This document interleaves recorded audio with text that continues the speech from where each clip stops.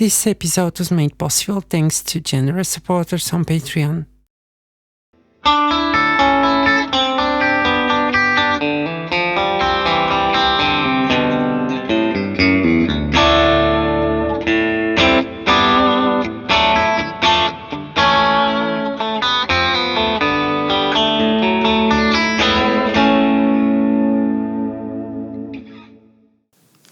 Good day, guitar fellows, and welcome to another episode of Dr. Zerner's Guitar Lab.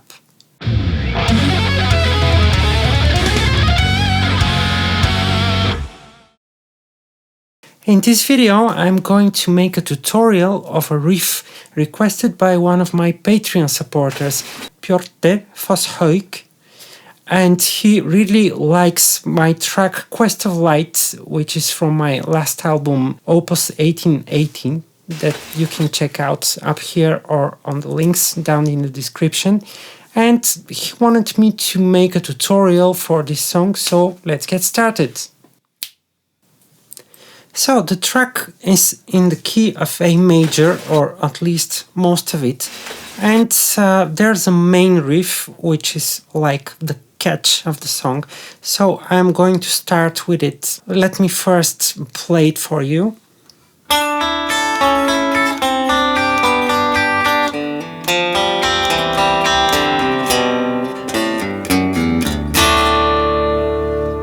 In the recording, it's played by a 12-string guitar, which is tuned into drop D, which means that the 6th string will be one step down, and the fingering will change a little bit. If you have played in such tuning, you know that all the notes move 2 frets upwards.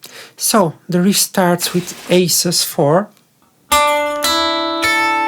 consisting of the notes D on the 3rd string, E on the 2nd string, and A on the 1st string.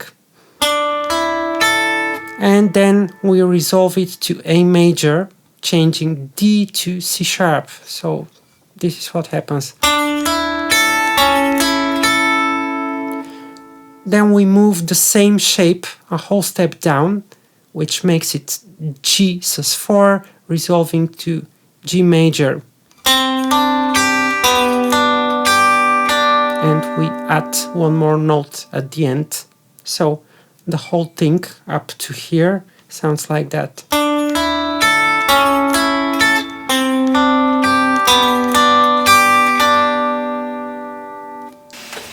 And then the same pattern happens over and over again on different chords. So the next one is, which is basically C sus4, consisting of F, G, C, but we've got 3 notes in the beginning as a transition, and resolving again. And then we've got a figure which goes down like this.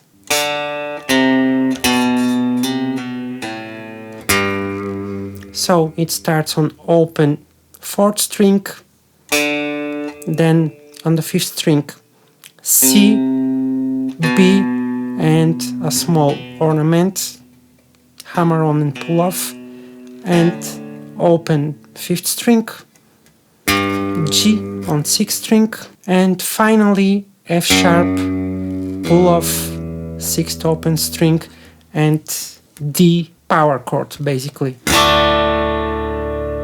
Since I mentioned that the guitar was tuned into drop D, so the fingering here would be a little bit different. I prepared tabs for this lesson, and if you want to get such materials, consider supporting me on Patreon, up here or on the links down in the description. Now I will play slowly the whole riff so you can get the idea.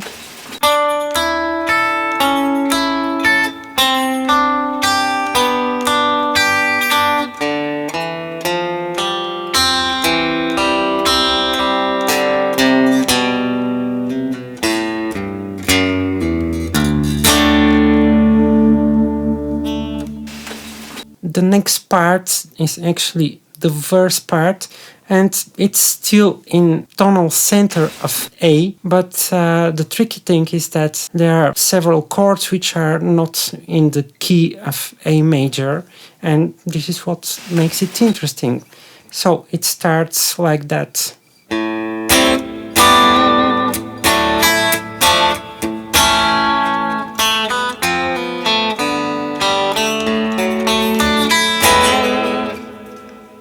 So the first chord is A minor 7, which is open 5th string, and here we press 4th, 3rd and 2nd string with the same finger. The next one is just a triad G major. Then we've got D major, but inversion starting from the 3rd degree, F sharp. So we've got F sharp, A, D.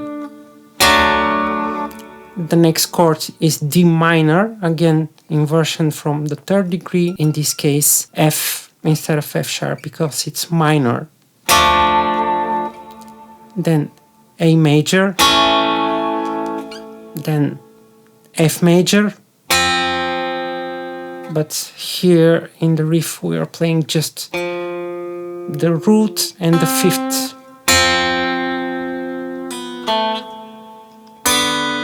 Then we've got G major, but again we are playing just 2 notes, but this time it's the 5th and the 3rd, D and B. And again this D major inverted from 3rd degree, and then the same chord shape 2 frets up, which makes it E major, starting from G sharp, which is the 3rd degree of E major. So the whole sequence slowly: A minor 7, G major, D major, D minor, A major, F major, G major, D major, but here I add one more note, which in this case is added 9, open 1st string, the note is E,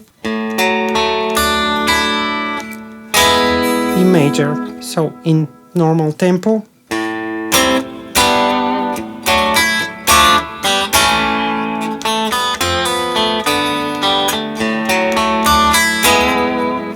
And finally the pre-chorus part, which is in 7/4 time signature. It's a very simple thing, it's just repeating pattern, and it follows the chord progression, which is actually F major, D minor, A minor, G major. And here's how the riff goes.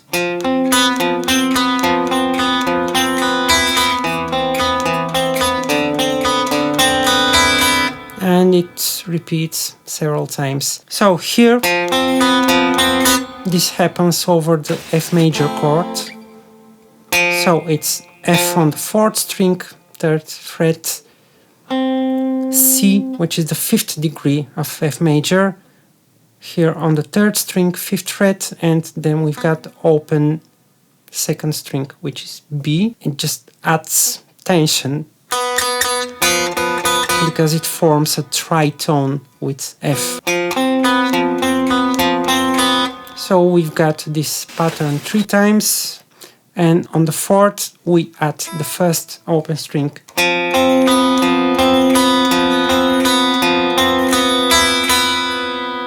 And then we repeat the same thing, but we move the 1st finger from F 1 fret down to E. And this figure actually fits A minor, and again this note here adds a little bit of interesting tension flavor.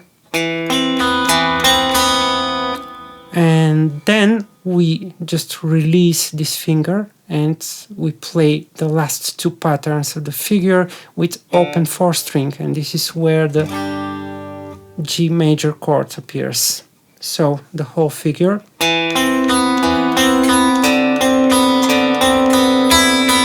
So again, the full part.